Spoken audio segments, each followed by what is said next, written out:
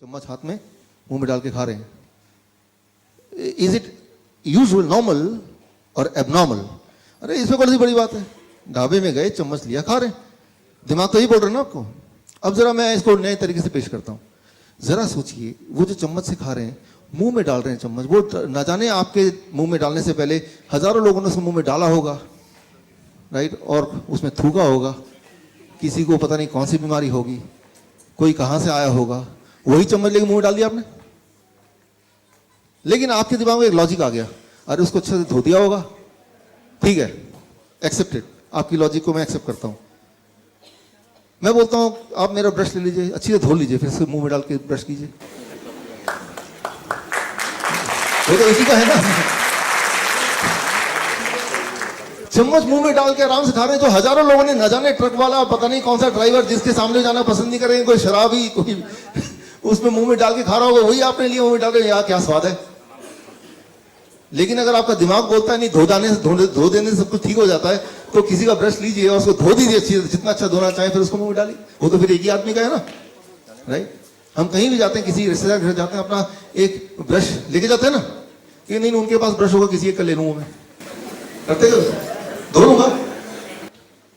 होना तो ये चाहिए कि एक चम्मच भी जेब में लेके जाइए जब भी कभी रेस्टोरेंट में जाए, राइट. अपना चम्मच जेब से निकाला, खाया पिया, उसको धोया, फिर जेब में रख दिया. उसके पीछे नाम भी लिखा है ताकि किसी और अपने जो फैमिली मेंबर के नाम से वो चम्मच मिक्स ना हो जाए. बोलना मैं सिर्फ यही, मैं ये नहीं बोलना चाह रहा हूँ चम्मच से खाना चाहिए कि नहीं खाना चाहिए, दैट्स नॉट द पॉइंट. मैं सिर्फ ये बोलना चाह रहा हूँ, जो भी आप एक्शन करते हैं, that action is not a science. उसमें कोई लॉजिक नहीं है, उसमें कोई रीजनिंग नहीं है, वो बस है. और वो क्यों है? क्योंकि ऐसा चलता आया है. तो ऐसा चलता है, जो चीज चलती आती है उसको हम सोचते हैं कि ये ठीक ही है. कैसे हम डिसाइड करते हैं इज इट, ये ठीक है कि नहीं है? सिर्फ एक ही चीज हम देखते हैं, क्या ये चलता आया है ऑलरेडी. अगर दिमाग ने उसको कई बार ऑलरेडी देख चुका है हमारे एक्सपीरियंसेस में, तो ब्रेन बोलता है दिस इज ओके, फिर चाहे वो हमारा नुकसान भी क्यों ना कर रहा हो. बस ये छोटी सी बात I want to make you understand. For example, अगर हम बीमारी की बात करें, दुनिया में इस तरह के शहरों में, जैसे फरीदाबाद, दिल्ली है, न्यूयॉर्क है, होचिनमिन है, बैंकॉक है, जो बड़े बड़े शहर हैं, जो मेट्रो सिटी जिसे बोलते हैं, 30% of the death, every third death is because of heart disease. आपको पता ही है ये. पहला सबसे बड़ा कारण इस तरह के शहर में मरने का है वो heart disease, you know that. Second सबसे बड़ा कारण मरने का है वो है कैंसर. हर 10 में से 2 death, 20% death is because of cancer, ये भी आपको पता है.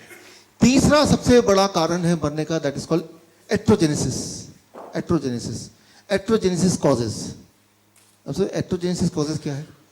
एट्रोजेनेसिस का हिंदी में मतलब है डॉक्टर या मेडिसिन की वजह से डेथ.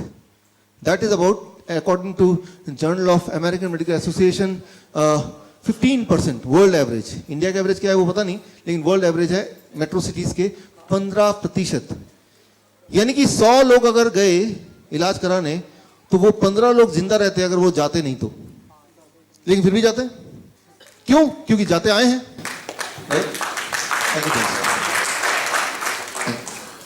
क्योंकि जाते आए हैं.